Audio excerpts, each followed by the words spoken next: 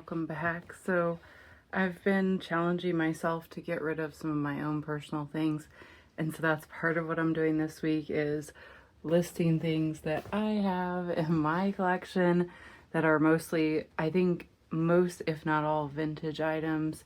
I may even start uploading some of my upcycle pieces to my shops just because I have way too much stuff and I really like the stuff, but I want to clear space and I want to start my shops fresh. So I'm always going to sell vintage. I'm always going to be drawn to vintage, but I don't need to have myself such a large vintage collection, especially of items that could be getting used that I'm not actually wearing. I'm more like just collecting them.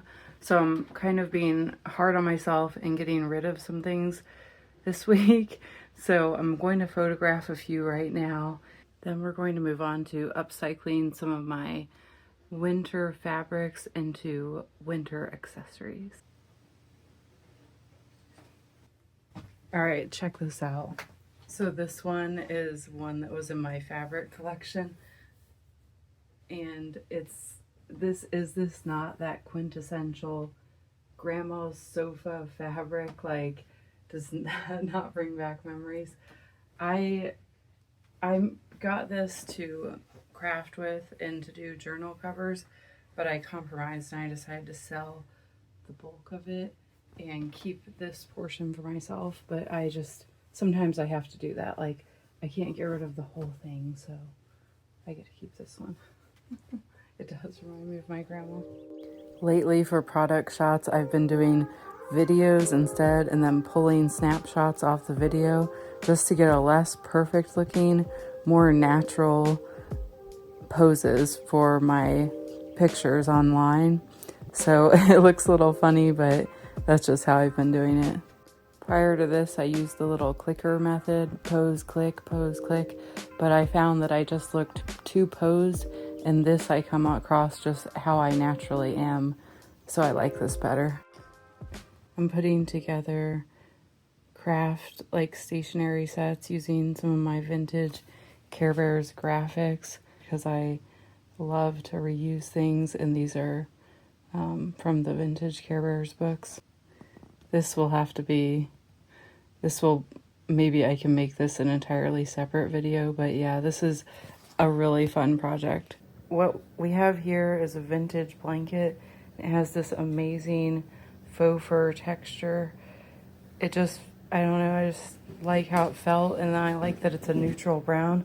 So I've decided to cut into it and make faux fur cuffs, detachable collars and cuffs today.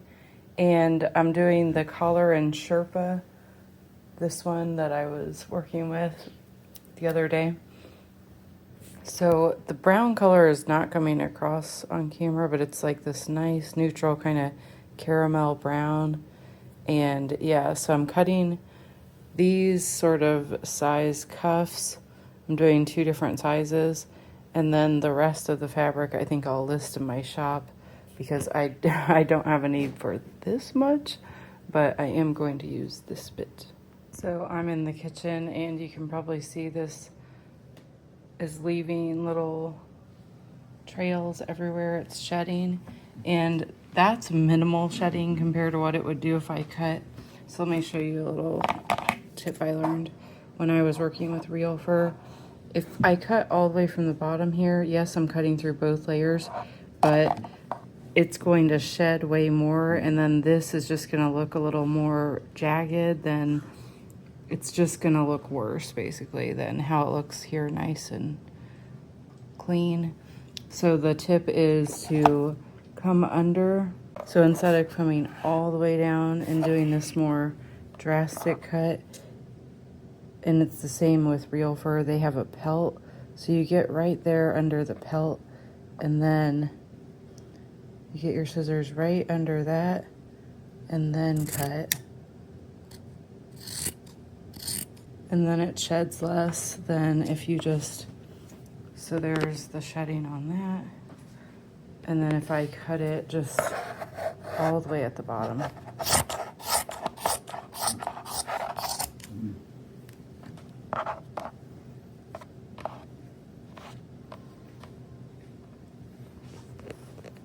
it may be subtle, but on real fur it's a lot more dramatic.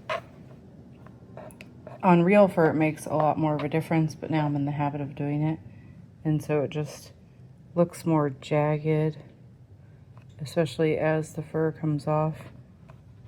It's going to have more of this sort of thing, versus this one looks pretty much uniform. I don't think you can really see it much on this one. That is a little tip. Okay, so all the pieces I cut, I'm going to take them outside and shake them, get rid of the rest of this.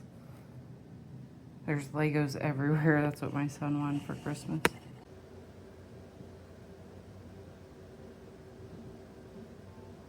Okay, we have a slight change of plans. I've decided that brown was a little too plain for my project, so I'm liking this for a detachable Peter Pan collar, and then this possibly for a collar. So those we will set to the side. I don't know if I'm going to get all of that done in one video, but right now I'm going to focus on this for the detachable cuffs because I like this long pile, and then this because I'm obsessed with this color scheme, and these are a little puffier, which will translate better onto the detachable cuff that I have in mind, and I can make them even puffier by adding this bit of what do you call this, interfacing? I think that's the right word. So I will get started on cutting these out. I have my little, I need this size times 2, so then times 4. Okay, I'll just get started. Okay, so I'm going to try to reuse the sleeve. That will leave me the body of the jacket to do maybe a bigger project later. So I just need to kind of line it up here and here. And this will be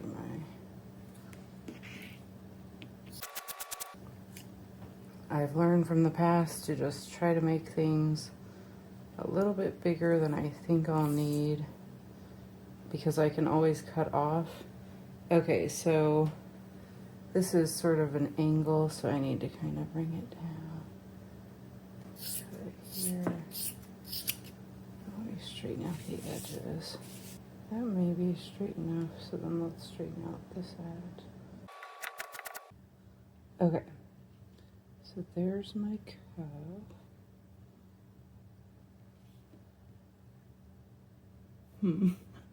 I don't think it's big enough. Oh, I think I did it wrong ways. Okay, so it would be really a long one. I don't know that I want it that long, so maybe I'll cut it a little bit. Take my sample. This is my practice, my prototype here. Oh. Okay, I'm confused. Okay, I had it facing the wrong way. That's why it didn't make sense. Okay, so mine, I think I made it a little bit small, but let me do one this size. I made it a little short this way, and then I made it a little long this way, so yes, I was very confused. Let me just snip a little bit off this edge, and then a little bit off this edge.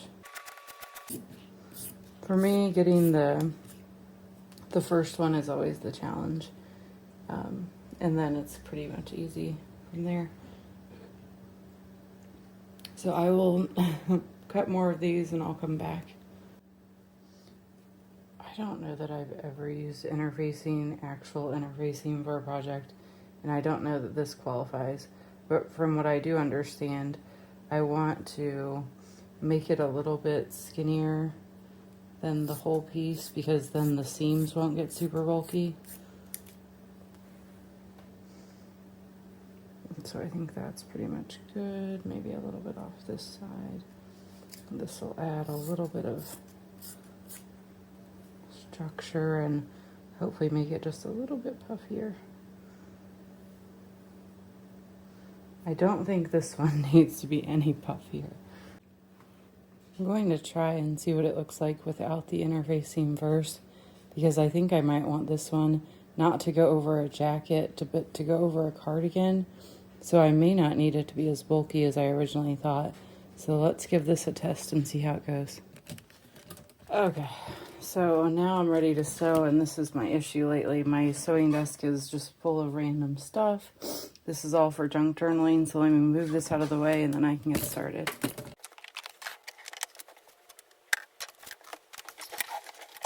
Okay, so I'm glad I thought of this before I took it to the sewing machine. I don't know if this pattern is going to work. So what I'm going to do is it's perfect length. My son just gave me all his construction paper. He said he wasn't using it. And I was thinking, yeah, I mean, it's not good enough quality to like use in my journals, but I feel like I'll find a use for it. And I'm gonna use it. I just thought of two things I can use it for, and this works too. So we're just gonna outline this, because if this is the right size, then boom. I don't have to unstretch it to figure out about what size it is. Like this one, I can just know, like I have the flat thing. So, all right, perfect. I should probably have my glasses on, but let's just see if I can do this. Okay. So I'm just gonna go with my practice one here because I don't want to mess up my other one. I don't think this is gonna be long enough. Okay, I already messed up the practice one. I didn't cut the elastic long enough. Okay, we're moving on to the regular one. I think I will clip these because I don't work with faux fur all that often. And I don't know if it's going to slide. So let's just clip that. Let's get the bigger clips. Much easier. Alright, let's hope I have the right needle size. So I don't remember what my last project was, but I feel confident. I'm gonna go with the zigzag on this.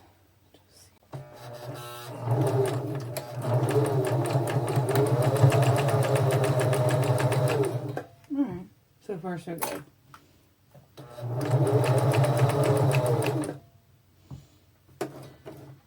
It's sliding a little bit. See if I can straighten that out.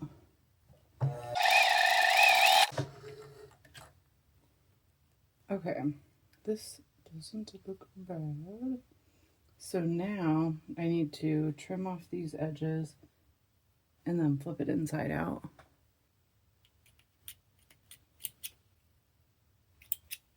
I haven't sewn in a while apparently. Alright. So then how far do I want it? So however far down I make the band, that will sit underneath. So I think something like this would be good. It's kind of dramatic, like that. All right, let's go with that. So I thought I would do the elastic on the inside, but I'm glad this is why I have my example here, because you can see the elastic isn't on the inside. The elastic was sewn on the right side, and then it naturally curves under. So I'm going to do that same thing with this. I just have to figure out how to get my elastic to stretch that far. So I think what we'll do is we'll pin it here, and then I'll stretch it as I sew around.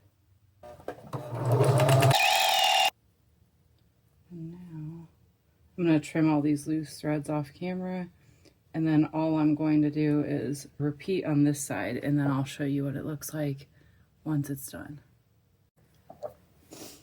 All right, let me show you where that went wrong. So as I put this cuff on, it's a little loose, and so the elastic isn't quite, I needed to make the elastic like different. So let me show you as I do this one. I remember what I should do. And I said it and I didn't do it. I need to pull the elastic is what I need to do. I need to pull it as I go around. So elastic is not a strength of mine. I don't know that I've ever sewn anything yet successfully with elastic. I just keep trying. And this is shedding, which I feel like is going to get my machine. So, okay, let's try this again. Once I get the back stitch done, I can pull really hard on the elastic. Starting now, really gonna pull on it.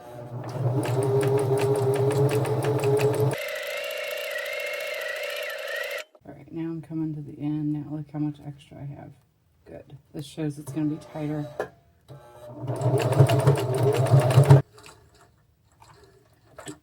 Okay.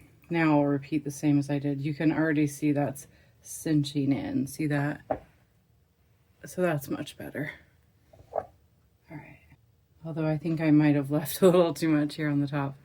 It's a bit of a learning curve for me. So if I tuck that in, all right, we'll get to that in a second. Okay, so here's where we're at with the first one. The top is a little bigger because my arm's a little bigger there. So I think this might work. So I'm just gonna do 3 more. Then I'll show you what they look like on top of cardigans and jackets. So here's the first one. I added the little white ruffle here.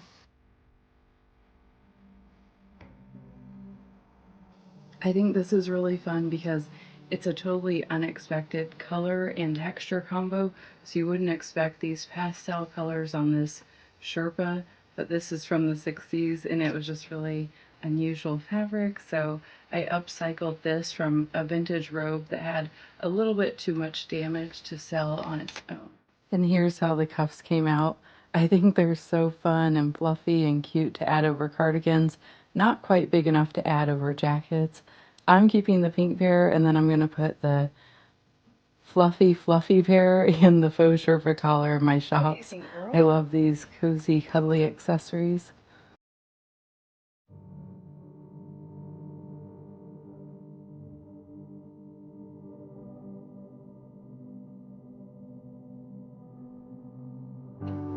Wishing you all a very happy new year, and I will see you in 2025.